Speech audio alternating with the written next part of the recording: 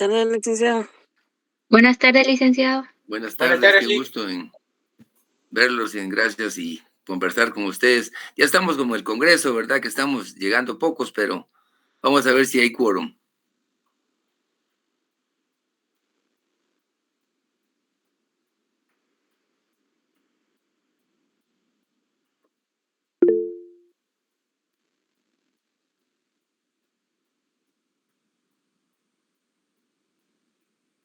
¿No saben si hubo plenaria ahora, jóvenes?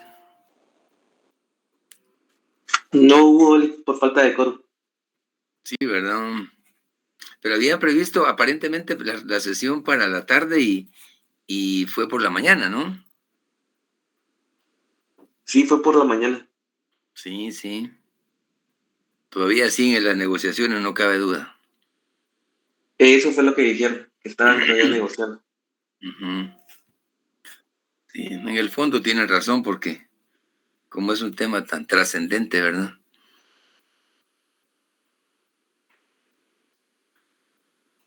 ¿Qué tal? ¿Cómo han estado? ¿Trabajando? Sí, ¿Haciendo yo dinero? llegando a la U. ¿Haciendo dinero? ¿O almacenando dinero? Durando en el trabajo. Sí, ¿verdad? Bien, pues qué gusto me da saludarlos. Vamos a continuar en la clase en relación a lo que abordamos la última sesión. ¿Se recuerdan que hablamos de la forma notarial de extinguir la copropiedad y división de la cosa común? ¿Verdad? Y en la clase anterior hablamos un buen espacio sobre la copropiedad. Vamos a darle un poquito de énfasis el día de hoy a una de las formas de cómo se inicia o cómo termina la copropiedad. Es un tema bastante amplio, pero que lo podemos reducir en 3 aspectos, ¿verdad? Y antes de abordar, les hago una pregunta. ¿Qué significa el tema proindiviso?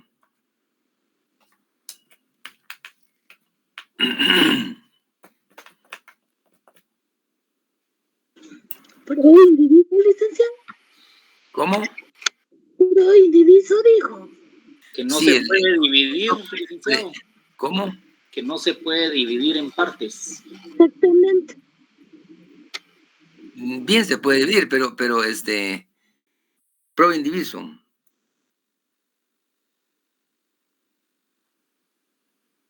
Cuando el bien pertenece a varios propietarios, pero ninguno de ellos puede hacer uso completo de la propiedad. Sin que haya acuerdo, ¿verdad? Sí, efectivamente, el bien está, digamos, bajo esa figura cuando pertenece a varios. Por eso se denomina proindiviso, que está, son varios los propietarios, ¿no? Los copropietarios en este caso. Y para poder disponer del bien, y ahí ya se aplican los procedimientos tradicionales o los que la ley establece, ¿verdad? ¿Y qué entendemos por derecho de tanteo?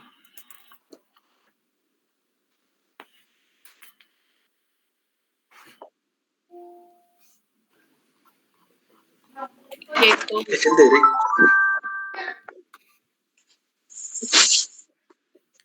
Derecho de tanteo. Es el derecho de adquirir una parte de la... Sí, es como que un derecho primordial que tienen los otros copropietarios de adquirir la fracción del propietario que quiera vender su parte de la copropiedad. Ellos tienen como que ahí sí que son primordiales siempre y cuando ofrezcan un precio igual o mejor al que está ofreciendo el copropietario que ya no quiere estar dentro de la copropiedad. Es correcto, sí. Sí, es un derecho que les asiste a los propietarios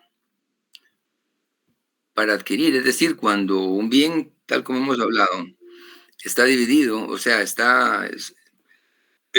son varios los que son propietarios, los copropietarios, al momento de que uno desee disponer de lo que le corresponde, a los que les asiste el derecho inicialmente de obtenerlo, es a los copropietarios. Si agotada esa consulta a lo interno, no hay alguien que ofrezca una cantidad, digamos, razonable o admisible, pues ya se libera esa responsabilidad. Pero si el copropietario pretende disponer del bien a espaldas o sin consultar con los copropietarios, pues definitivamente el instrumento no va a nacer a la vida jurídica porque se puede enfrentar a cualquier oposición de los mismos, ¿verdad? Y como la ley establece que ellos ejercen el derecho de tanteo, entonces tienen que agotar esa vía, y es lógico y es correcto porque le permite a los copropietarios poderse quedar con el bien y evitar de esa forma que ingrese a alguien que no sea, digamos, del agrado, por decir así, de la comunidad, ¿verdad? Hacia ahí va la orientación de la medida.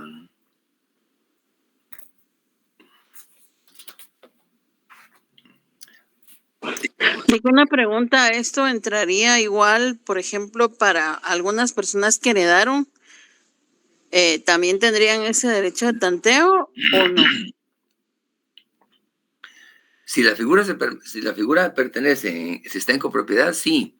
Pero en el caso de eso lo vamos a ver es la tercera forma de adquirir o de generar una figura de copropiedad. La segunda es, que es a través de la sucesión testamentaria. Pero allí, digamos, se resuelve el tema cuando ya está resuelto el proceso, digamos, de intestado, ¿verdad? Antes no pueden porque, aunque podrían eventualmente ceder los derechos de sucesión, si, digamos, alguien le asiste un derecho, aunque no haya concluido el proceso sucesorio, sí puede ceder los bienes, pero ahí es diferente, digamos que ya a la persona a quien lo cede, es la persona que estaría concluyendo el proceso, ¿verdad? De ese derecho, escrito a nombre de él, ¿verdad? Pero acá, digamos, cuando hablamos del derecho de tanteo es cuando ya está definida la copropiedad, ¿verdad? Cuando ya está inscrita a nombre de varias personas. Y ese grupo de personas es a quien les asiste el derecho de tanteo, ¿verdad?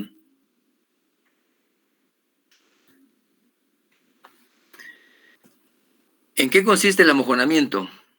¿Ha leído algo de eso?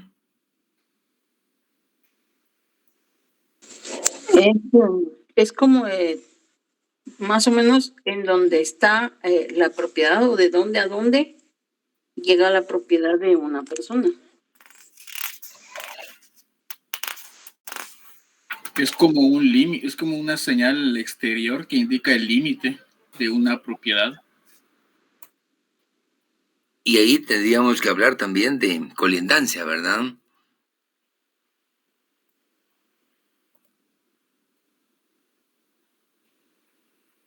Sí, el amojonamiento es eso, digamos, es una señalización que se hace, digamos, en los puntos cardinales respectivos, en donde colinda con donde se define el límite, ¿verdad? Por eso cuando ustedes vean un plano o en algún momento les van a hablar de mojones, que es la figura, digamos, exterior que identifica o que digamos, manifiesta el límite de la propiedad. Pueden encontrar, por ejemplo, un mojón natural. Si les dicen, por ejemplo, la propiedad termina, perdón.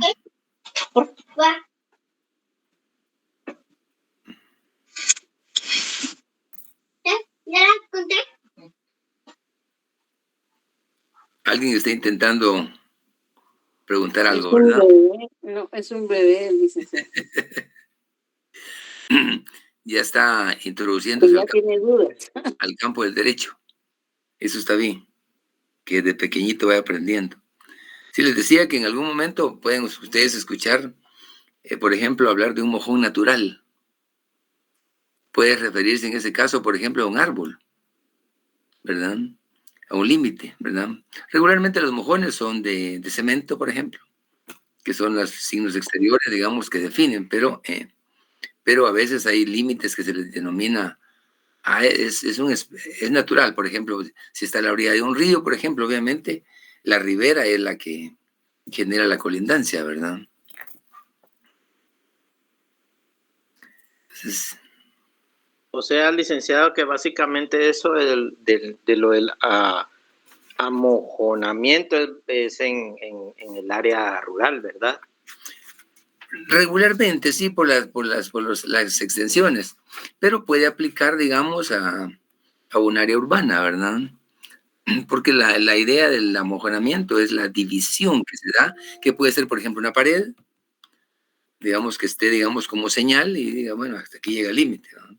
Tiene que ser un signo distintivo que lo diferencie de la vecindad. Una cerca, ¿verdad? Entonces puede, digamos, ser parte de, ¿verdad? Pero en general es como poner límite, hasta aquí llegaba, ¿no? Obviamente a nivel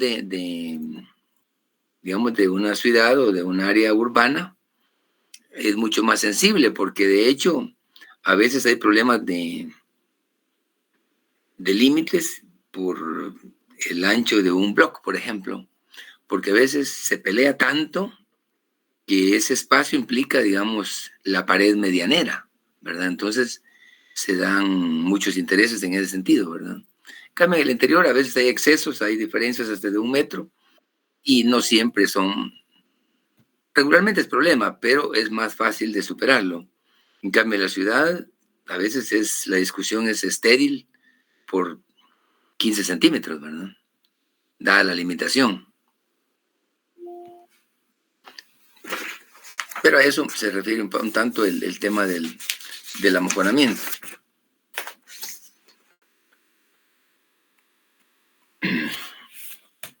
Bien, hablábamos en la sesión anterior que la copropiedad está establecida en el artículo 485 del Código Civil. Y decíamos que hay copropiedad cuando un bien o un derecho pertenece pro indiviso a varias personas, ¿verdad? Podría ser pregunta de examen, ¿no? ¿Qué es la copropiedad? O la diferencia entre copropiedad, propiedad y posesión. Podría ser, ¿verdad? Ahora, me interesa que profundicemos en el sentido de que cómo se establece.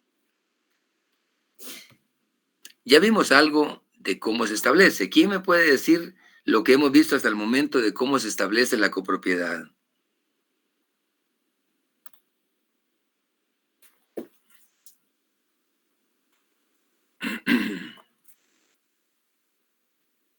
Licenciado, podría ser, digamos, que en una escritura estén los dueños de un bien inmueble estén a nombre de varias personas. Sí, ese es digamos, la definición de copropiedad. Y en el caso del supuesto que menciona, sí se aplica la copropiedad, ¿verdad? ¿Cómo También se le llama? ¿Por decisión voluntaria o por testamento? Sí. Lo que decía el compañero anterior, ¿en cuál de esos dos supuestos encaja? En el voluntario. Voluntario. Sí, efectivamente.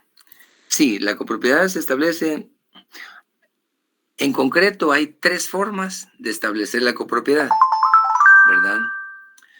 La primera es la voluntaria. ¿Cómo puede surgir la voluntaria? Puede ser, por ejemplo, a través de un instrumento público, en donde 2 o más personas adquieren un bien y lo inscriben a su nombre, en partes iguales. O sea, sabidos que ese bien pertenece a los 3 en partes iguales, ¿verdad? El problema que se da a veces en esos casos concretos es cuando una persona sale del país o cuando una persona fallece. Entonces ya esa parte que pertenecía a él genera inconvenientes, ¿verdad? Porque si no hay un documento de respaldo sobre esa parte, queda intestada, ¿verdad? Pero son casos que perfectamente se dan en la práctica, ¿verdad? Pero lo importante es saber que una de las formas de establecer la copropiedad es a través de actos voluntarios. ¿Cómo se dan? Ante un notario, que puede ser vía instrumento público, o eventualmente puede ser hasta vía documento privado, con firma legalizada. Pero eso no es sujeto a inscripción, o sea, sería más una copropiedad, pero en el campo de la posesión. Mientras que para que esté inscrito, requisito sine qua non, obviamente, es el instrumento público, ¿verdad? Pero esa es una forma digamos, de conformar y de que se dé el supuesto de la copropiedad, ¿verdad? Voluntaria, importante. Un segundo procedimiento es a través de una disposición testamentaria. Por eso es importante que vayamos, digamos, incorporando conocimientos en los diferentes ámbitos, en las diferentes instituciones jurídicas, porque de una a uno a veces parte a otra. Por ejemplo, aquí estamos hablando de la copropiedad, pero al momento de decir que se obtiene a través de una disposición testamentaria, nos encontramos ante dos vertientes. Una de ellas es el testamento propiamente, ¿verdad? Y el mismo testamento tiene una subdivisión, porque si no existe testamento, tendríamos que iniciar un procedimiento de intestado, digamos, siempre el procedimiento parecido, pero sin el instrumento público que oriente cómo fue el acto de última voluntad, sino que ahí se tiene que hacer valer el derecho del parentesco, dependiendo de los bienes que haya dejado el causante, ¿verdad?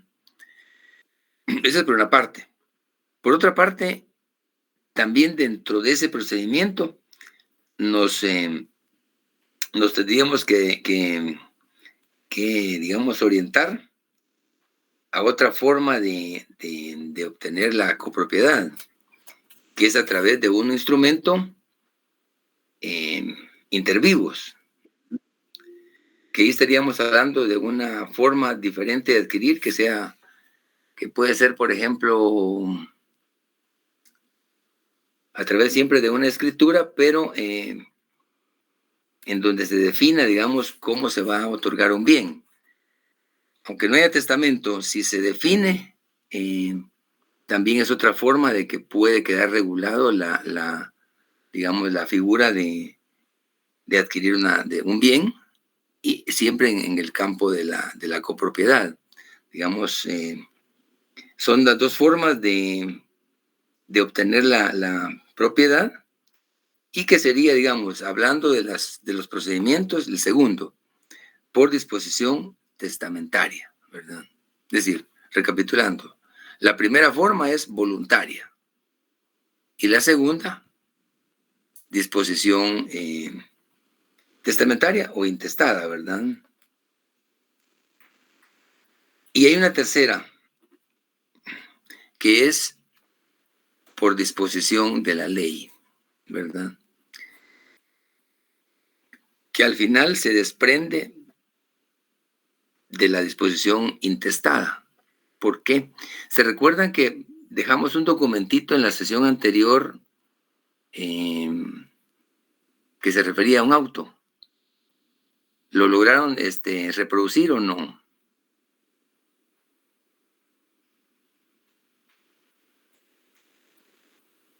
Sí, licenciado. Se reprodujo el documento, porque vale la pena, si no se ha reproducido, yo les sugiero que lo hagan, porque nos ilustra, digamos, cómo, digamos, resuelve un juez en casos concretos, digamos, sobre copropiedad, ¿verdad? Porque ahí se da, digamos, esa situación cuando no hay acuerdo, cuando no hay disposición, porque incluso en el segundo momento, que es disposición testamentaria, se puede, digamos, dilucidar el tema de la copropiedad siempre y cuando haya anuencia de las partes. Cuando no hay anuencia de las partes es cuando ya interviene el órgano, ¿verdad? Para poder, digamos, definir la copropiedad, ¿verdad?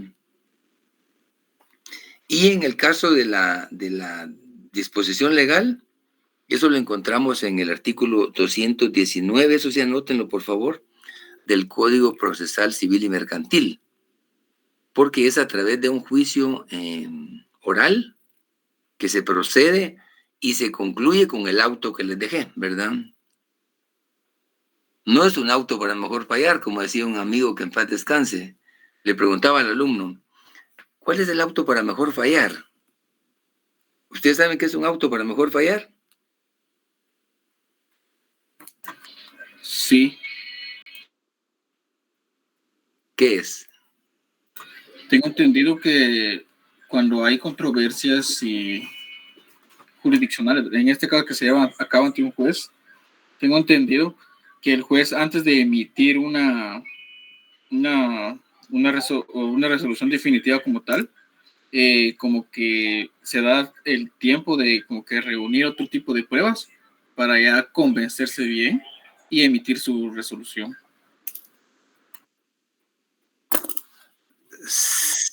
Sí, a eso se refiere el auto para mejor fallar. Es una forma de profundizar o de encontrar algún elemento adicional para poder resolver, efectivamente.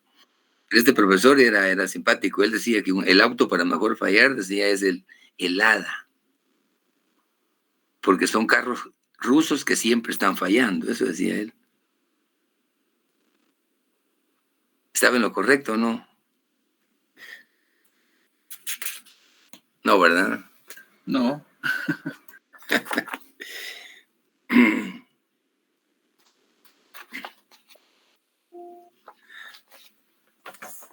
Tienen al alcance el Código Civil.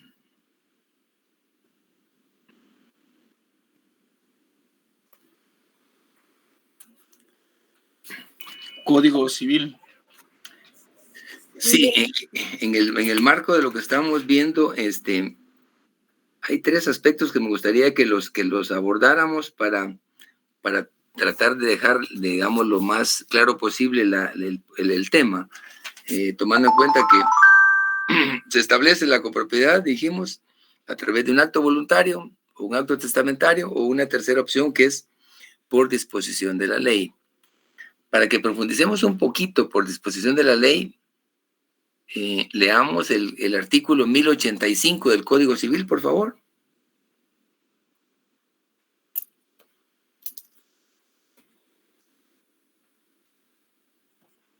¿Alguien lo quiere compartir? Artículo 1085. Obligación del albacea de hacer la partición, aprobados el inventario y la cuenta de administración. El albacea debe hacer inmediatamente la partición de la herencia. Uh-huh. Ahora veamos el 1087. Ok, dice artículo 1087. No puede obligarse a la proindivisión. A ningún coheredero puede obligársele a permanecer proindiviso en los bienes hereditarios, ni aún por orden expresa del testador. ¿Cómo entendemos ese artículo? ¿Cómo lo interpretamos?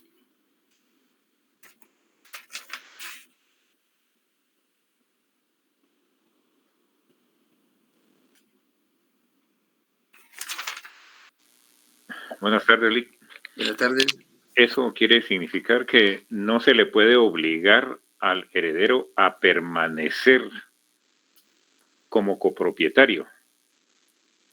Es decir, por ejemplo, si el testador, su voluntad es, les heredo esta propiedad, pero no la vayan a vender, quédense con ella todos, este artículo lo viene a contradecir esa voluntad. Gracias, Lick. Sí, muchas gracias. Sí, efectivamente.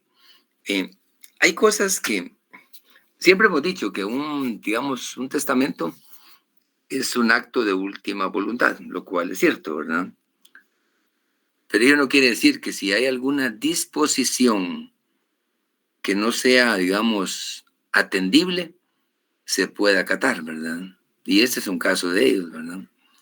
Como por ejemplo que un testador diga, le dejo esto a mi hija, pero bajo la condición de que no se case, por ejemplo. ¿Acataría eso la hija? O el hijo, ¿eh?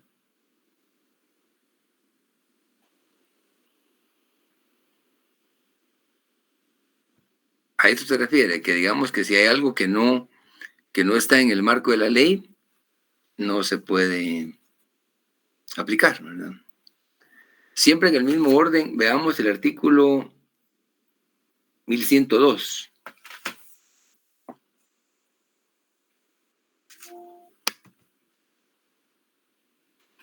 Partición extrajudicial. Cuando los herederos son mayores de edad y no hay ausentes o incapaces, podrán partir los bienes como mejor les parezca, sin intervención judicial. Sí. Lo interesante acá es que siempre va atado lo extrajudicial, pero también hay condicionantes. Dice, cuando los herederos son mayores de edad y no hay ausentes o incapaces. Lo que nos dice aquí es que si hay ausentes, no se puede. Y si hay incapaces, tampoco se puede, ¿verdad? A no ser que se supere, por ejemplo, en el caso de la ausencia, establecerla, si existe o no, ¿verdad? Y en el caso de incapaces, pues ahí es una declaratoria de jactancia, que ahí es otro el procedimiento, pero que sí es una limitante. Pero como ustedes ven, tiene sentido, porque para que, digamos, eso fuera sin la intervención de un juez extrajudicial, tendría que darse primero el supuesto, cuando los herederos son mayores de edad. Nos quedamos ahí. Si hay acuerdo entre los herederos mayores de edad, provocan la división de la cosa común y no hay inconveniente, ¿verdad? Eso es lo importante. Por eso es que la carrera es tan especial que hay cosas que un abogado tiene que acudir a instancias notariales para poder aplicar la ley o para poder requerir algo ante un órgano jurisdiccional, ¿verdad? Así es que tenemos que ser buenos notarios y buenos abogados para poder, digamos, enlazar lo que la ley establece, ¿verdad? Hay otro artículo que me interesa también que lo veamos, que es el 1108. Siempre el Código Civil. La partición legalmente hecha confiere a los coherederos la propiedad exclusiva de los bienes que les haya sido adjudicados. ¿Qué nos dice este artículo?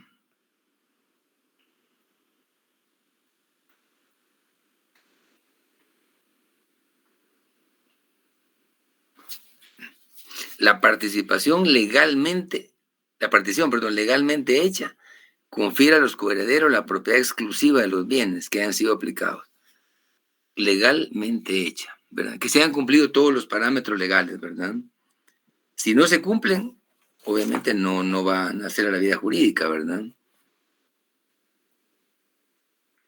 Licenciado, y para evitar toda esta situación que veo yo que es muy complicado, sí se puede hacer una donación entre vivos mientras sea posible, ¿no? Yo creo que es mejor, ¿o no lo ve así? Sí, esa es cuando yo hablaba de, digamos, disposición intervivos, sí, efectivamente, ese es un mecanismo, ¿verdad? La donación, ¿verdad? Entre vivos, es cierto. Lo que sucede es que, como hemos hablado en otras ocasiones, el celo a veces o la indecisión afecta, pero lo sano, lo correcto es no dejar, digamos, o no generar ese tipo de complicaciones, ¿verdad? Porque cuando ya se entra a la fase, digamos, jurisdiccional o se acude a un juez porque no hay acuerdo, se complican las cosas. La donación entre vivos encaja en la sucesión testamentaria, ¿verdad? Bajo ese concepto encaja, porque, digamos, decíamos que la sucesión testamentaria se divide en con testamento o sin testamento, pero paralela a la figura del testamento existe la donación. Entonces, a eso se refiere cuando hablamos de disposición inter vivos. Y definitivamente una donación entre, digamos, a título gratuito, por ejemplo, se puede hacer a través del usufructo vitalicio, porque a veces las personas no ceden porque dicen, si yo cedo este bien, me quedo sin el beneficio mientras yo viva. Y eso lamentablemente muchísimas veces se da, porque hay hijos ingratos, ¿verdad? Que cuando ya les han transferido el bien, desconocen al papá o a la mamá. Sin embargo, si se utiliza la figura de usufructo, sí deja una pequeña, digamos, limitante para el nuevo propietario. Porque si bien cuando ya se inscribe una donación, ya el donatario es el propietario, pero no puede disponer de ese bien si no tiene la anuencia del que goza del usufructo. Pero si se da una donación simple y llana, así por así, es obvio que transfiere el bien, ¿verdad? Sí es una forma de evitar un conflicto futuro, pero quiere mucho cuidado, porque imagínense que alguien disponga de eso y sea el único bien que tenga. ¿Qué sucede si el hijo cambia de opinión o es un hijo que no va a responder moralmente o éticamente a los intereses familiares, ¿verdad? Pero sí es una forma de resolver el tema mucho más práctico, ¿verdad?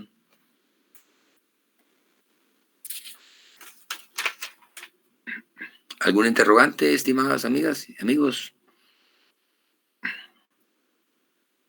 Compatriotas de la patria, decía Cantinflas. Con ciudadanos, decía el expresidente. Con ciudadanos. Los buenos somos más. Siempre hay eslogan, ¿verdad? Estamos, digamos, asimilando la figura de la copropiedad en sus 3 dimensiones. ¿Creen que es un punto ya pan comido?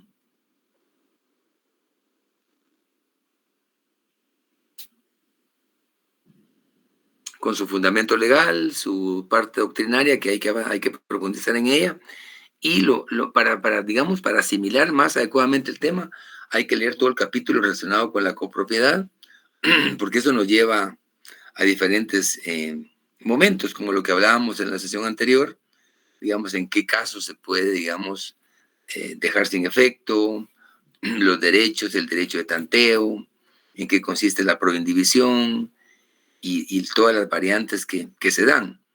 Para tener la idea lo más conceptualmente posible, sí es importante, digamos, profundizar fundamentalmente en el Código Civil, porque ahí es donde se describe, digamos, y del Código Civil nos trasladamos al procesal civil, porque el 219 que les mencionaba es aplicable a la tercera disposición, que es ya disposición legal, ¿verdad?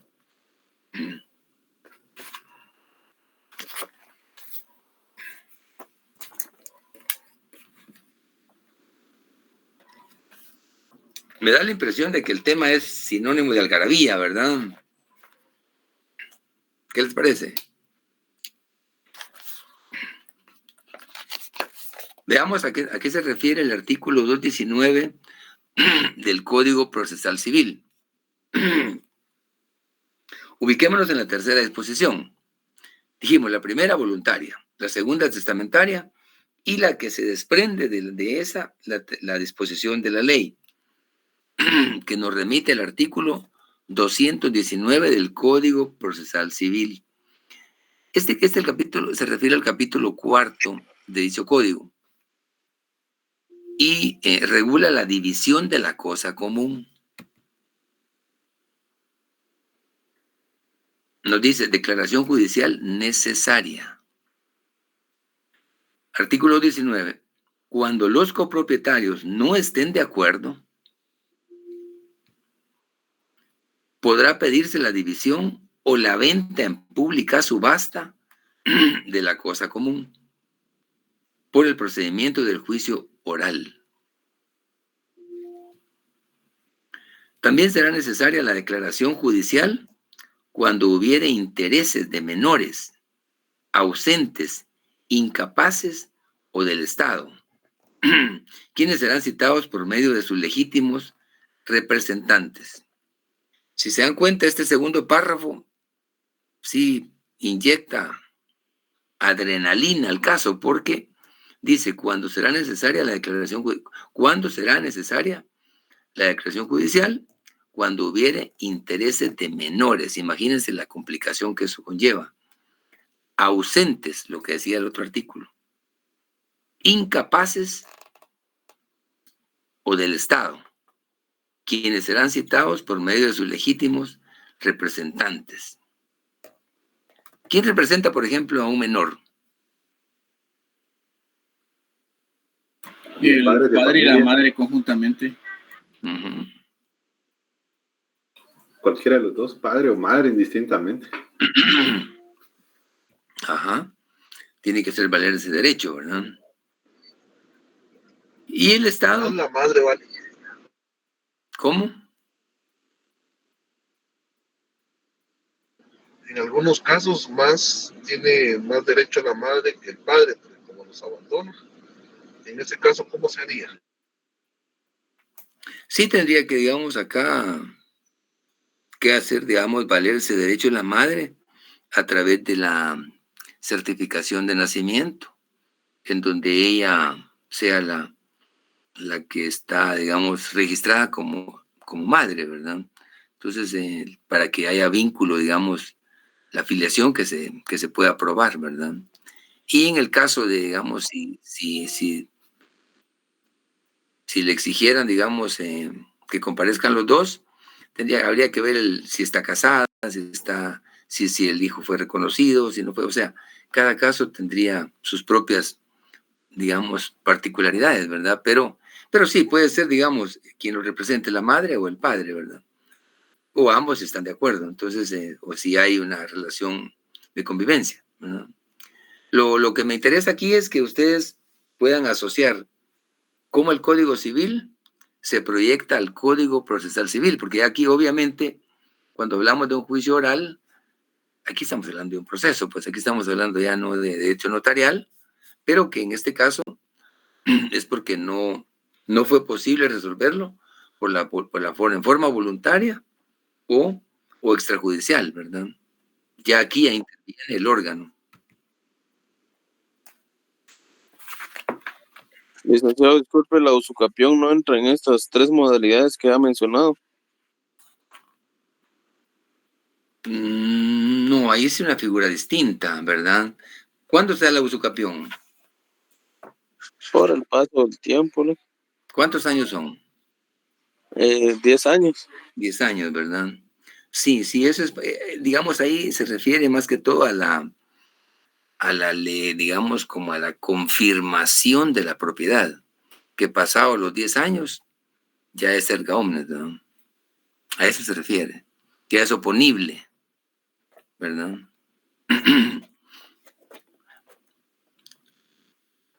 ¿Alguien tiene el procesal civil y mercantil en su poder en este momento? Y si no, yo sí tengo un ejemplar acá me interesa que abordemos el artículo 222, que es en consonancia al que acabamos de leer. ¿Artículo qué? 222. Del procesal civil y mercantil. Sí, aquí lo tengo a la mano, licenciado. Por favor. Artículo 222, aprobación judicial. Pasados los términos a que se refiere el artículo anterior, si no hubiera posición de parte, el juez aprobará la partición en autorrazonado y mandará a protocolar por el propio partidor. ¿Y el segundo párrafo? Si hubiera oposición, el juez dictará sentencia declarando según los casos la aprobación del proyecto su modificación con determinación concreta de los puntos que sean objeto de la misma, o bien la procedencia de la venta de la cosa en pública subasta. Muchas gracias. Sí, por eso les hacía el comentario del auto razonado que compartimos la sesión anterior, porque es un ejemplo, digamos, de cómo el juez resuelve, y ha pasado, digamos, los términos que se refiere al artículo anterior, ¿verdad? El juez resuelve y eso es objeto de protocolización, ¿verdad? Ahí ya interviene nuevamente el notario. Como pueden ver, la ley prevé las formas. Digamos, aquí en este caso estamos hablando de tres modalidades de cómo resolver el concepto de copropiedad. Por eso a veces uno se ve, digamos, la figura de copropiedad y la ve, digamos, como un concepto únicamente. Y si se dan cuenta, cuando uno empieza, digamos, a profundizar en cada una de las mismas, encuentra muchas particularidades. Pero de eso se trata, ¿verdad? ¿Cuál creen ustedes que es la forma que más se aplica dentro de lo que brevemente hemos visto?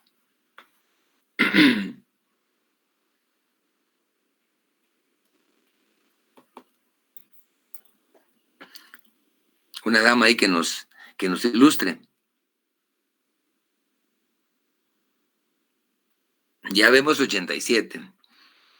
Ya casi tenemos quórum, el mínimo. Que eso sí no es lo más adecuado, porque si no participamos en clases, se nos limita un poco a la hora de estar ante dos cosas. Uno, ante la prueba, y dos, más que todo, ante la vida práctica, porque la prueba en alguna medida se puede superar, pero lo importante es asimilar. Ayer tuve la oportunidad de estar con algunas personalidades en el Congreso y algunos diputados me hacían algunos comentarios de que qué está pasando en la academia.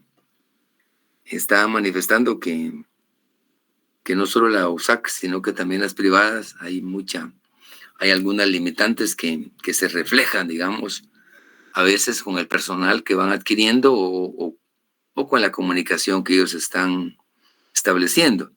No quiere decir que ellos sean plus ultra, pues, pero sí hacían el comentario y lamentablemente sí es necesario que digamos, hagamos un esfuerzo para profundizar en las diferentes figuras, en las diferentes instituciones y ante todo tratar de desarrollar un conocimiento holístico del quehacer, ¿verdad? Porque la vida exige, digamos, en su momento la mayor preparación posible. Y creo que en el caso de ustedes, que son jóvenes, que están en una fase distinta, pues va a ser apremiante, digamos, los siguientes años, porque las tendencias mundiales son bastante exigentes, ¿verdad? Ya sea en forma corporativa o en forma individual, nos exigen, digamos, que hagamos cualquier esfuerzo para ir, digamos, superando los conocimientos y poder, digamos, estar a la altura de los acontecimientos. Y en el caso nuestro, el derecho es tan especial porque no hay ámbito que no sea susceptible. Parecemos amparo, ¿verdad? En cualquier institución se requiere la presencia de una abogada o un abogado. En cualquier empresa, en cualquier ámbito del quehacer, ¿verdad? No solo en el campo notarial, ¿verdad? Entonces sí es importante romper los esquemas y avanzar en el conocimiento. ¿Alguna pregunta sobre las tres formas de la copropiedad?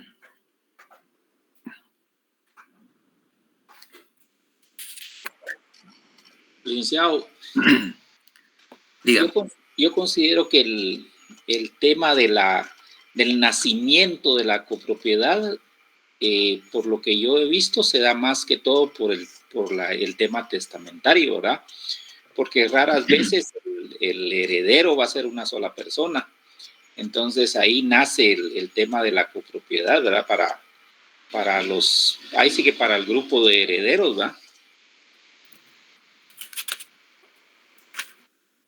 Sí, esa es una situación real que se da, ¿verdad? Porque evidentemente es diferente a la voluntaria, porque la voluntaria es cuando dos o más personas deciden hacer eso. En cambio, en el caso de la sucesión hereditaria, definitivamente es un resultado de un proceso que viene, digamos, de una tercera persona y no es algo planificado, sino que es consecuencia de. Y ahí se da, digamos, el efecto ese de la partición cuando hay varias personas con el mismo derecho, ¿verdad? Ambas cosas se dan, ¿verdad? Pero la diferencia es que la testamentaria no depende de la voluntad de la persona favorecida, del beneficiario, sino que depende de ya sea de la disposición de última voluntad o la inexistencia de testamento, ¿verdad? Pero sí, es una forma, digamos, de que da nacimiento o permite el nacimiento de la copropiedad a través de esa figura.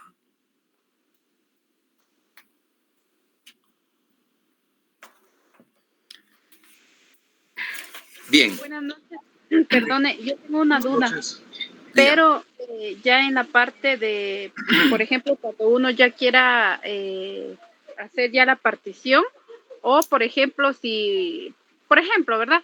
Si yo tuviera una copropiedad con un hermano y después yo quiero renunciar a esa copropiedad, habría que hacer un nuevo instrumento público para que quede registrado valga la redundancia, en el registro de la propiedad. Sí, efectivamente. Si usted, digamos, es copropietaria de un bien y lo adquirieron a través de una escritura pública, un instrumento público, obviamente eso está inscrito a nombre de los dos, ¿verdad? Y si usted desea que eso no continúe así, es su derecho. Pero efectivamente tiene que ser a través de otro instrumento público, en donde adjunten el plano y todo lo que el registro exige, ¿verdad? Llenando todos los requisitos y se inscribe, obviamente, convirtiéndola en otra finca, ¿verdad? Puede hacerlo vía desmembración y de esa cuenta, pues, se convierte en otra finca, ¿verdad?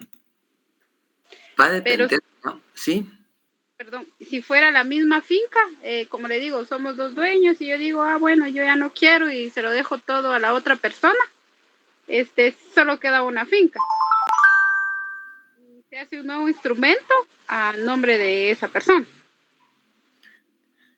Sí, digamos ahí le serviría de ejemplo la escritura que le dejé, digamos, de cómo dividir el bien en la clase anterior. Pero sí, efectivamente, se necesita un nuevo instrumento público para hacer valer esa división, ¿verdad? Sí, efectivamente. Gracias, Víctor. A la orden. Miren, en el caso de los instrumentos públicos, si hay una definición en un instrumento público para que eso quede sin efecto o que haya alguna modificación, tomemos en cuenta que siempre va a ser un nuevo instrumento público, ¿verdad? Por la jerarquía, ¿verdad? No podemos hacerlo a través de un documento privado o solo de palabra. Podemos estar, digamos, de acuerdo en hacerlo voluntariamente, pero no van a hacer a la vida jurídica. O sea, digamos, si son, por ejemplo, dos hermanos y dicen, mira, vos dividámonos esto y construí acá y yo construyo acá, por ejemplo. Ustedes pueden hacerlo y pueden solicitar con la licencia municipal haciendo uso de la misma escritura, porque está a nombre de los dos. Pero, ¿qué pasa cuando uno construye en algo que no está 100% bajo su control? Hay un refrán muy conocido al respecto, ¿verdad? ¿Qué pasa cuando uno, digamos, construye en algo que no es de uno? ¿O que no construyas en el terreno de tu suegra?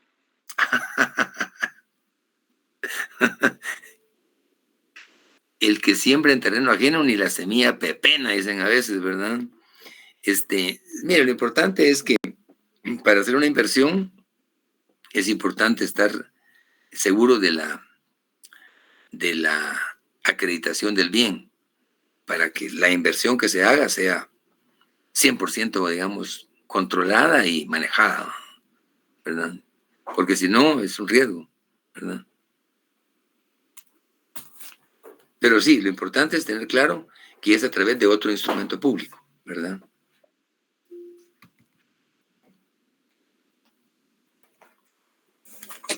Licky, en ese caso, a través del otro instrumento público, ¿qué se plasmaría ahí? ¿Qué tipo de contrato? ¿O qué cede, vende, traspasa? ¿O cómo sería? Partición de la cosa común. Pero en el caso que decía usted, porque como ya no estaría partido, sino que el otro estaría cediendo su 50% a la otra persona, por ejemplo. Sí, pero pueden manejarlo a través de una partición de la cosa común, ¿ah? A través de un instrumento público. ¿Ah?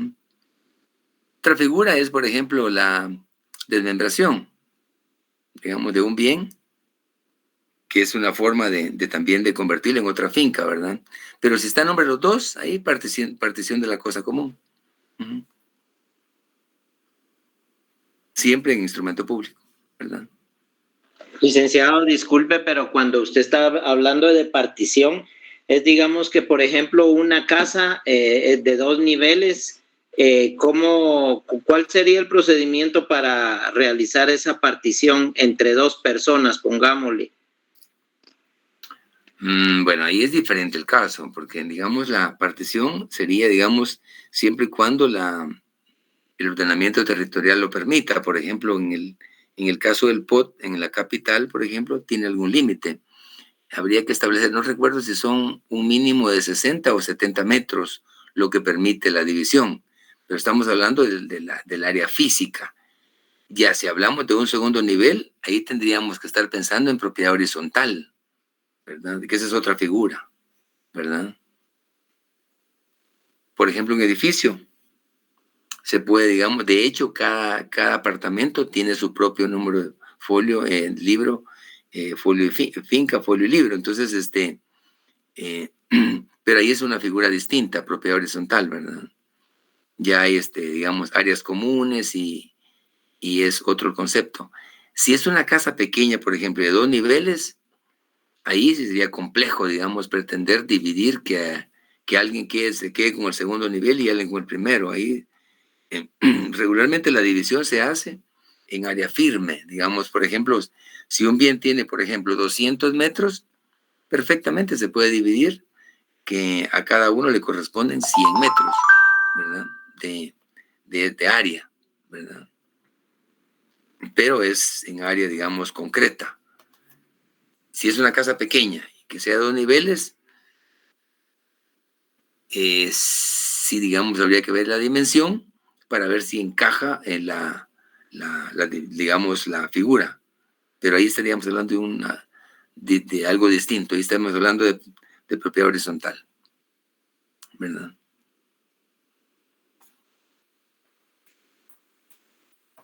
Es importante el área porque genera límite, ¿verdad? Más que todo en la parte urbana, porque en la parte rural regularmente son extensiones mayores, ¿verdad? Ya hablamos de una cuerda, 2 cuerdas, una manzana, una caballería, en fin, o una hectárea, aunque acá manejamos el concepto de manzana o caballería, ¿verdad? Acres, por ejemplo, en Estados Unidos, en Londres, ¿verdad? Pero aquí metros cuadrados o varas, ¿no? Por ejemplo, la manzana tiene 7,000 metros cuadrados, que equivale a 10,000 varas cuadradas, ¿verdad? Una caballería es equivalente a 64 manzanas, ¿verdad? De área, de terreno, por ejemplo. Y sí es importante tener ese tipo de dimensiones porque en ocasiones hacen consultas muy relacionadas, ¿verdad? Licenciado, buenas noches. Y en este caso que usted menciona que es una casa pequeña de 2 niveles, ¿qué es lo más recomendado para ellos? Como mencionaba el compañero René, que el primer nivel es del hermano menor y el segundo nivel es del mediano. ¿qué es lo que se recomienda para que no haya un problema futuro ahí? Se hace en escritura pública, que los bases se divide entre los dos, pero ¿cómo se da un acuerdo entre ellos?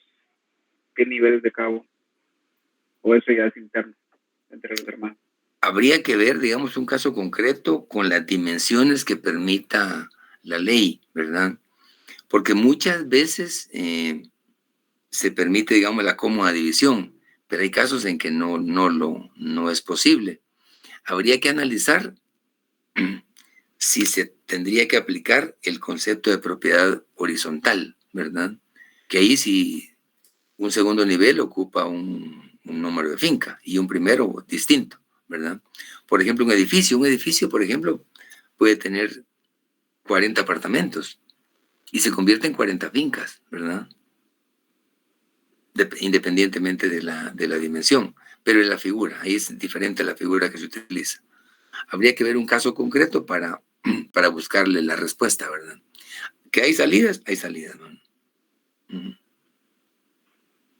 Muchas gracias. En el futuro, entonces, nos abocamos a que nos guíe. De acuerdo.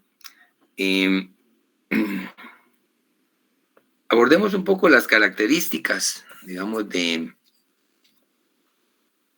contrato de división de la cosa común. Se le aplican más o menos digamos, según la ley, 6 características. Una de ellas es que es un contrato principal, ¿verdad? Porque por sí mismo se define. Es real, porque hay un bien de por medio. Es consensual, porque hay 2 o más partes que están de acuerdo, ¿verdad? Consenso. Es bilateral, a diferencia del unilateral, que es solo una persona. Aquí son más, ¿verdad? Puede ser oneroso o puede ser gratuito, ¿verdad? Son algunas de las características del contrato de la división de la cosa común. Principal, porque se define por sí mismo, ¿verdad? Y real, porque hay un bien de por medio. Son algunas de las características que es importante tomarlas en cuenta, porque independientemente que eventualmente venga una pregunta relacionada, lo importante es tener el concepto claro de la figura, ¿verdad? Licenciado, perdone, ¿será que puede volver a repetir? Sí, les decía que dentro de las características nos encontramos que una de ellas es que es principal, ¿verdad?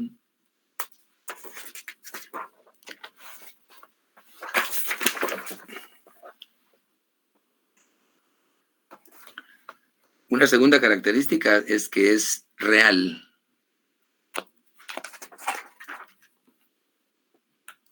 Una tercera, consensual. Una cuarta, bilateral. Puede ser una quinta, oneroso o gratuito, ¿verdad?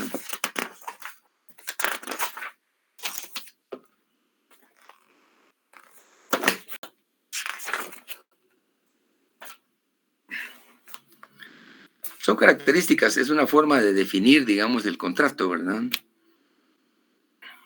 Así como decimos que un contrato de arrendamiento es preparatorio, ¿verdad? Cada contrato tiene sus características, ¿verdad? Y también, ¿cómo? Licenciado, el traslativo de dominio también se puede agregar acá, ¿no? ¿Cómo es real? Sí, claro. Ajá. Y el conmutativo. Sí, claro, pueden aplicarse.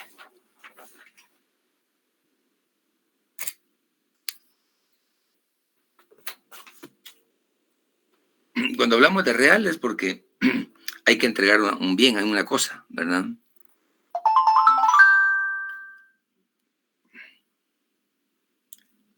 Y en el caso del conmutativo, porque cada uno tiene conocimiento de lo que está entregando, ¿verdad?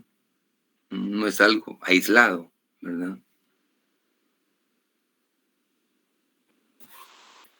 por eso es importante tomar en cuenta las características como para facilitarnos la definición. Ahora, ¿alguien me puede decir, por ejemplo, las obligaciones previas de este contrato, que son similares a las que hemos hablado, ¿verdad? En otros contratos? Obligaciones previas. Sería la obligación de los requirentes, los DPI, para reconocerlos, y la certificación del acta de los terrenos. ¿Será que es el acta? La escritura, perdón. ¿Cómo le llamamos a eso técnicamente? El testimonio. ¿Cómo? Sí tiene relación con el testimonio, pero digamos acá es, cuando hablamos, por ejemplo, partamos del principio.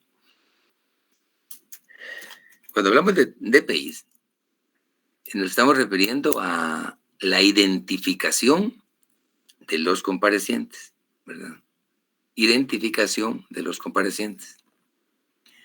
Y cuando hablamos de testimonio, puede ser testimonio o puede ser una certificación de la propiedad emanada del registro general de la propiedad.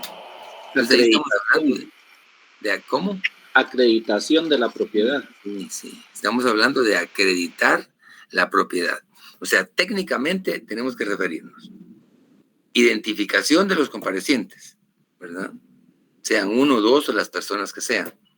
Ese es un elemento importante como una obligación previa. ¿Qué quiere decir eso? Que el notario no es por casualidad que está, digamos, la figura. Digamos, el notario tiene que verificar que las personas que van a participar en esa negociación o en ese contrato son las legalmente o las legitimadas para intervenir. Entonces, por eso necesita los DPIs, que es el único documento de identificación, ¿verdad? Entonces sería identificación de los comparecientes o de las partes, ¿verdad? Ese es un elemento, como una obligación previa. Y dos, indistintamente que lo hagan con el testimonio, que es lo más usual, o eventualmente una certificación del registro, con lo cual están acreditando la propiedad. Son las dos obligaciones fundamentales, digamos, como obligaciones previas, ¿verdad? Acreditando, o sea, que se nos quede bien claro eso, porque es aplicable a todos, digamos, a todos los contratos, como obligaciones previas, ¿no? Ahora vayámonos a las obligaciones posteriores.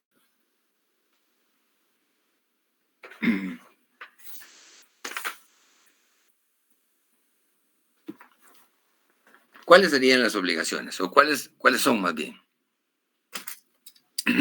Razonar el título que acredita la propiedad. ¿Cuál es el fundamento legal de esa razón? Sí, es correcto, es una obligación posterior. El razonamiento. ¿Quién me puede indicar el artículo aplicable en el Código de Notariado? Licenciada, el artículo 36 del Código de Notariado. ¿Qué nos dice el artículo 36? Indica, artículo 36, el notario pondrá al margen de la escritura matriz razón de haber autorizado otra escritura que la adicione, aclare, modifique o rescinda. Y también razonará los títulos y documentos que tenga a la vista y cuyo contenido sufra modificación en virtud de los instrumentos que hubiera autorizado. Es correcto. Sí, es correcto. Esa es una obligación posterior. La razón y su fundamento es el artículo 36. ¿Qué otra obligación posterior nos exige la ley? Remisión del testimonio especial al archivo general. La inscripción de ese nuevo instrumento público en el Registro General de la Propiedad. Ambas cosas son válidas y son aplicables. los avisos al DICAB y a Catastro Municipal, ¿verdad? Sí, sí. Sí, el segundo es efectivamente, digamos, si llevamos el orden, digamos, de las obligaciones, es la remisión del testimonio especial al Archivo General de Protocolos. ¿Cuántos días nos permite la ley como notarios para remitir ese testimonio, ese aviso? Según el artículo 37 del Código Notariado, 25 días, licenciado. ¿Qué pasa si no lo hacemos en ese término? Creo que el notario incurre en una multa, si no estoy mal, por una reforma. Realmente no recuerdo si son de 25 o de 100 quetzales, pero no me acuerdo. 25. Sí, son 25 quetzales, ¿verdad? ¿Qué impuestos cubre ese testimonio especial?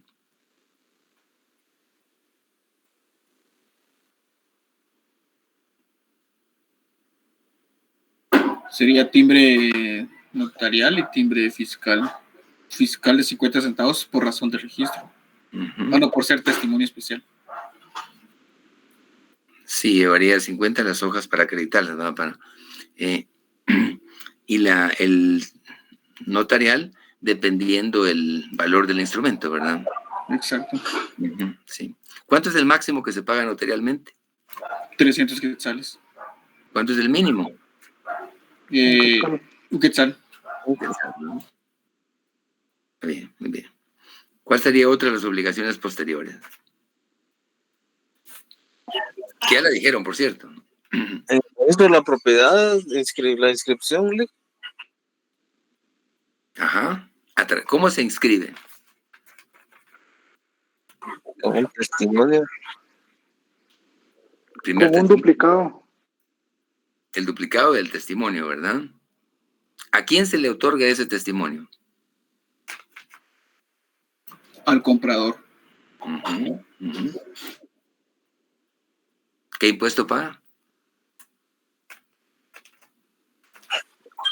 Timbre fiscal, de acuerdo al monto. Si puede ser 4% o 3%, de acuerdo a la cantidad de compras que ha sufrido, con su compra-ventas. ¿Y qué modalidades se aplican para pagar ese timbre fiscal? Mediante formulario por las estampillas.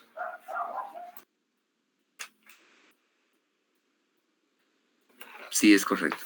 Sí, puede ser con formulario o timbres, ¿verdad? Dependiendo, sí. ¿Saben ustedes cuál es el beneficio que le da a uno de notario la compra de especies fiscales? Beneficio, dijo.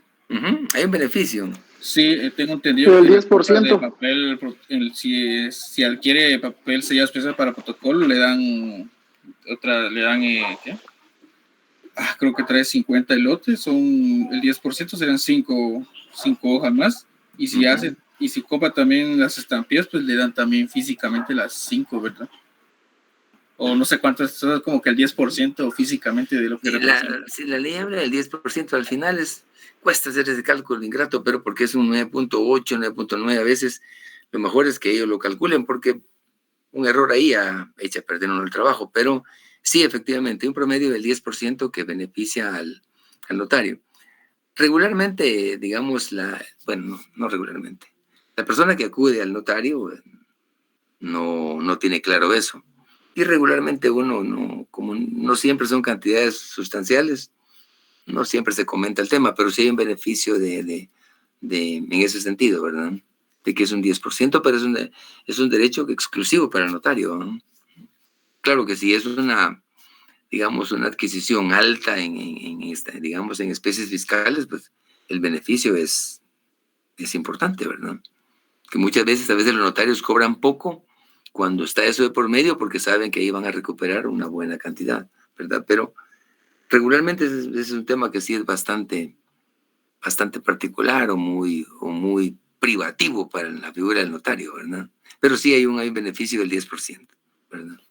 Que es diferente a que otra obligación posterior sería cobro de de honorarios, ¿verdad? Uh-huh.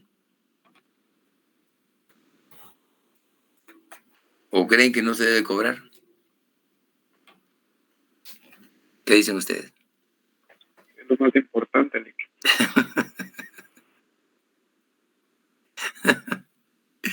Sí, ¿verdad? Hay que cobrar, ¿no? ¿Creen que el arancel se aplica? No. No, Lick. Que no, en base a la persona. Sí, el arancel está ahí. Hay quienes sí le dicen al cliente, mire, de acuerdo al arancel, estos son 1,000 quetzales, 10,000, en fin, 5,000. Pero no, digamos, eso queda un poco más a criterio. Lo que sí es importante es que hay que tomar en cuenta que también en el mismo campo nuestro hay muchas veces deslealtad, porque en algunos lugares por una escritura pública cobran, incluso por una compraventa, pueden cobrar hasta 500 quetzales, ¿verdad? Entonces, y así, o por un contrato de arrendamiento, 300, a veces por un acta, por ejemplo, cobran 100 o 80, en fin. Y hay mucha deslealtad, lamentablemente, ¿verdad? Que eso hay que evitarlo porque las cosas tienen su valor, ¿verdad? Su esfuerzo, ¿verdad? Hay que tomar en cuenta, por ejemplo, en una legalización, que hay que incorporarle especies fiscales y que eso lo tiene que asumir uno, ¿verdad? Entonces, es importante, digamos, tener criterio, un buen criterio en ese sentido, porque si no la gente dice, mire, fulano me cobra tanto, me voy a ir con él. Entonces se vuelve hasta una cuestión un poco ofensiva en la práctica, ¿verdad? Porque no pueden estarse comparando y diciendo, no, es que él cobra menos o él cobra más, ¿verdad? Hay que tratar de hacer valer un buen criterio y ser justo o equilibrado o ponderado, ¿verdad? En el planteamiento, ¿verdad? Y no caer en ser regalado o ser exagerado en cobrar. Por ejemplo, que diga, mire, yo le autorizo esa escritura, pero me paga 10,000. Entonces la gente, obviamente, si es un negocio que no tiene una dimensión alta, va a decir, no acepto, va. Y con razón. Pero si dice también, le cobro 500 por una escritura, hay que tomar en cuenta lo que implica apertura del protocolo, la redacción, la aprobación, las obligaciones previas, posteriores, los avisos que eso implica. Es todo un proceso, ¿verdad? El no valorar eso, uno mismo se va desacreditando, ¿verdad? Es parte del ejercicio, pero tenemos que ser muy cuidadosos en ese sentido. Lick, una pregunta. Dígame. Mire, yo conocí a un notario, pues trabaja algo raro. Primero porque, de acuerdo con los honorarios, siempre cobra el doble que los demás. Por ejemplo, una escritura de compraventa cobra como 800, 700 quetzales. Y lo que vi algo de raro con él porque vi algunas escrituras de compraventa que ha autorizado y que en el mismo de instrumento ha insertado que el precio de los bienes que se han medido es de 25 quetzales. Pero los terrenos a veces miden como 3, 4 cuerdas. Inclusive hay terrenos que tienen una casa. Al parecer en todas las escrituras ha puesto 25 quetzales. Y yo me tengo la duda por qué se lo han autorizado, porque 25 quetzales no creo que sea el precio siendo 2 cuerdas o 3 cuerdas. Definitivamente no. Mira, ahí se pueden dar dos cosas. Regularmente en el área de Occidente, me atrevo a hablar de Occidente porque tanto aplicable a Chimaltenango, Sololá, Toto, Xela, San Marcos, incluso Huehue, hay mucho derecho de posesión. Entonces, no son bienes inscribibles, ¿verdad? Entonces, se presta mucho a ese manejo de montos muy bajos. Es irrisorio hablar de una propiedad. Aunque esté en la aldea más recóndita, es imposible que a alguien se le convenza diciéndole que tiene un valor de 25 quetzales. Y eso vale una banana split, o sea, un helado, una cosa elemental, ¿verdad? Por ejemplo, Lick, los terrenos aquí tienen un precio normalmente en las orillas de las carreteras, tienen un precio de una cuerda un poco de 100,000 quetzales. Pero yo me quedé impactado con el precio que ha puesto, inclusive en las donaciones, 25 quetzales, como 4 escrituras revisé que ha faccionado él, y me sorprendí que en todos tiene 25 quetzales. Y yo me pregunté, ¿y cómo le han utilizado? Sino que, no sé, para mí que es un precio exagerado. El mínimo, ¿verdad? O sea, sí, es la verdad que no tiene lógica. Sí, es más, digamos un bien, por ejemplo, que esté inscrito, por ejemplo, en 1,000 quetzales, lo prudente es que cuando se transfiere, se suba ese precio, porque eso implica digamos, alguna movilidad en el precio o la plusvalía que va adquiriendo el bien, y no dejarlo necesariamente lo mismo. Pero también tomemos en cuenta la ubicación. Cada municipio a veces tiene su propia, cierta, digamos, incidencias. Aquí, digamos, en la capital, por ejemplo, aquí sí definitivamente no. Aquí o se aplica, digamos, el valor máximo que está registrado o no opera en el registro. Por ejemplo, hay diferentes formas de tamizar los valores. Uno es la matrícula fiscal, que está, digamos, usted encuentra esa información en el Ministerio de Finanzas, ¿verdad? Regularmente ahí los bienes están con un valor muy bajo. Pero cuando hablamos ya del tema, digamos, de la inscripción que aparece en el registro, en la municipalidad, en catastro, ahí sí hay un precio distinto, porque ahí se es acreedor al pago del YUSI. Entonces, para el registro, para que opere, tiene que llevar el valor más alto. Si hay 3 valores, o podría ser incluso un avalúo. Si el avalúo es más alto, tiene que pagarse el impuesto derivado del avalúo. Si no, no pasa en el registro. Y además, recuérdese que en el registro hay un tamiz, que es la SAT. No crean que, digamos, un bien se inscribe en el registro sin el conocimiento de la SAT. Hay un momento en que eso pasa a una revisión.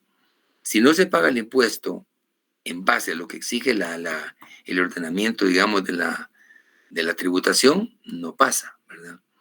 Esos valores ínfimos que aparecen muchas veces se dan en áreas donde no son bienes inscribibles, ¿verdad? Sino que puede hablarse de compraventa o de donación, pero regularmente se está hablando de compraventa de derechos de posesión, por ejemplo. Y como no son sujetos a inscripción, evidentemente va a pagar el mínimo de impuesto notarial y el mínimo de impuesto fiscal, ¿verdad? Porque no son sujetos a inscripción en el registro. Si están inscritos en el registro por 25 quetzales, bueno, legalmente es válido, ¿verdad? Porque así está inscrito y es el valor más alto, pero sí es irrisorio definitivamente. Ya son valores que no están fuera de la realidad, ¿no? Pero en Occidente se da mucho eso, mucha compraventa, incluso los precios, digamos, el valor de los instrumentos públicos es muy bajo a veces, porque lo hacen como maquila. Digamos, un notario que, por ejemplo, que cartule unas 1,000 o 2,000 escrituras al año, imagínense, se tiene que convertir en 2 tomos, digamos, el protocolo, ¿verdad? Pero las utilidades a veces son marginales, porque se trata, en su mayoría, de derechos de posesión y cobran barato, ¿verdad? Que es parte de la situación de la competencia, ¿no? Bien, estimados amigos, si no hay una interrogante, pues, o una pregunta, pues, creo que por la hora dejaríamos allí la clase y... Profesor, una consulta adicional con el tema de los atestados del protocolo. Le quería consultar si en los atestados usted necesita que se coloquen los testimonios y testimonios especiales de las escrituras. No, los atestados tienen que obedecer a... Podría ser un atestado, digamos, bueno, fundamentalmente son los avisos. Los avisos de los testimonios, no los testimonios. Ok. Por ejemplo, si son, como van a ser 15 escrituras, y si lo dividen eso en el año, cada aviso va a obedecer a 3 o 4 escrituras por trimestre, ¿verdad? Solo la estampilla, digamos, donde esté indicado el aviso que se dio al registro, al Archivo General de Protocolos sobre determinados testimonios. Pero no es que se adjunte el testimonio. El testimonio solo se otorga al momento de presentarlo al archivo o al registro, ¿verdad? En el duplicado, pero en el protocolo no se incorpora. Sí puede incorporar, por ejemplo, si viene un documento, digamos, procedente del extranjero, o una protocolización, ahí sí tiene que incorporar el acta que está protocolizando y indicando de qué número a qué número queda contenido. Es distinto. Pero como atestado, el testimonio especial no se incorpora. Ok, perfecto. Sí, le preguntaba eso porque es que algunos de mis compañeros unos decían que sí, otros decían que no, entonces te voy a hacer la consulta para... Sí, no es ni legal ni es exigido, pues, por eso. Solo el comprobante, ¿verdad, Lic? El comprobante del aviso, ajá. Vale, porque recuerdas de que... ¿Perdón? Sí, Yo le voy a hacer una pregunta, licenciado. Sí, dígame. Por ejemplo, para fraccionar lo que es el cierre, ahí en el ejemplo que usted tenía, decía que había que colocar cuántas escrituras y estaba desglosadas las escrituras. Todas las escrituras que usted nos dio son escrituras matrices. Sí, son escrituras públicas, sí. Ahí se indica cuántas, básicamente cuántas, ¿verdad? Hay que colocar, por ejemplo, escritura de compraventa, escritura de donación. No, solo el número, digamos, la cantidad. Consta de tantas escrituras, ¿no? En este caso serían 15. No escribe cada una de ellas, no. Ya. Y hay algunas escrituras, licenciado, como yo estoy haciendo el índice de protocolo, que no tienen folio. ¿O todas llevan folio? El folio es al final. Ajá. Dependiendo los instrumentos, hasta que concluya, hasta entonces ya procede a foliar. Antes no. Si lo hace antes, va a ser inexacto. Porque en digamos, cuando usted, digamos, aplica el folio, es porque ya sabe todos los documentos incorporados o los que son parte del protocolo. No va inmerso, el folio no va inmerso en la escritura, como dice el libro tal, folio tal. Ahí solo va un número que pertenece a ese folio, ¿verdad? O sea que el folio va a ser folio 1, folio 2, folio 3. Sí, dependiendo, ajá. No sé, es que como en el índice de protocolo se coloca número, lugar y fecha, otorgante, sujeto y folio. Son las columnas, sí. Entonces. Ajá. ¿Y ahí en el folio? ¿En la columna del folio? Perdón, compañera, es como enumerar cada hoja del protocolo, únicamente las hojas en las que va a realizar las escrituras. Es enumerar en una esquina nada más cada hoja que utilice. Entonces, esa enumeración sería el folio del protocolo. Que se coloca a la par de donde dice objeto. No, se coloca una esquinita de la hoja o abajo. No, yo creo que no. A la parte de donde está el índice, sí. Sí, en el índice a la par. Ajá, en el índice se agrega a la par. Donde colocaste el objeto de la escritura, a la par va el folio. Y si, por ejemplo, la primera que fuera la de sociedad anónima, un ejemplo, utilizaste 6 folios, entonces colocas de 1 y -6, que ya se sabe que es del 1 al 6 en los folios que tú tenés tu escritura de sociedad. Lo que sucede es que ahí, para no confundirse, una escritura puede llevar 3 o 4, ¿verdad? Pero, digamos, si una escritura absorbe 4 folios, es la siguiente que va a aparecer en el 5.º folio, ¿verdad? porque se sabe que esa escritura absorbe del 1 al 4. La siguiente es en el folio 5, por ejemplo, ya en las columnas.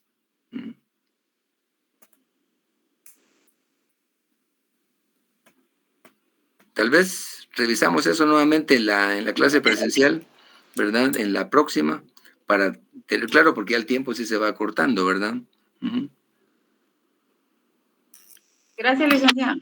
No, si no quedó muy claro, lo importante es que en el índice sí, efectivamente, tiene que establecerse en qué folio se encuentra esa escritura, porque si no se indica, no tiene objeto el índice, porque el índice lo que hace es orientar. Por ejemplo, uno ve un folio, por ejemplo, 20, y está refiriéndose a una compraventa, tiene que coincidir el instrumento autorizado con el folio, ¿verdad? O sea que el índice sí es ilustrativo, ¿verdad? Pero es distinto tal vez a la foliación del protocolo como tal, porque en el, digamos... Sí, yo me refería a eso, licenciado, lo que dijo ahorita. Yo sé que el protocolo se folea, sí, así es, ¿verdad? Entonces, pero eso es lo que usted dijo ahorita. Gracias, Lick. Ahí estamos. Sí, la foliación del protocolo incluye todo, pero esa foliación se hace hasta que ya está, digamos, establecido cuántas hojas o cuánto va a ser el contenido del mismo. Antes no lo puede hacer. Si lo hace antes, va a cometer error, ¿verdad? Así es. Que es diferente a la escritura propiamente. Ajá. Licenciado, O sea, una pregunta. Sí, diga. Disculpe, solo con la escritura esta de mandato general con representación podía ser o puede ser unilateral. ¿O es aconsejable bilateral? O sea, que solo comparezca el mandante. Mira, hay quienes a veces he escuchado ese concepto, pero tienen que comparecer las personas, digamos, porque recuérdese que al final hay un contenido que dice aceptan el contenido del presente, ¿verdad? Entonces, sí, que fíjese que está, perdón, ajá, diga. Sí, no, le escucho. Es que si cabal estaba viendo yo cabal un ejemplo y decía acepta, solo comparecía el mandante y se lo otorgaba al mandatario, pero no comparecía el mandatario, entonces por eso me surgió la duda. Sí, a veces cuando hay algo, hay mandatos que tienen esa característica, pero mi sugerencia es que sea bilateral, o sea, que comparezcan los dos, ¿verdad? Gracias, licenciado. Por favor.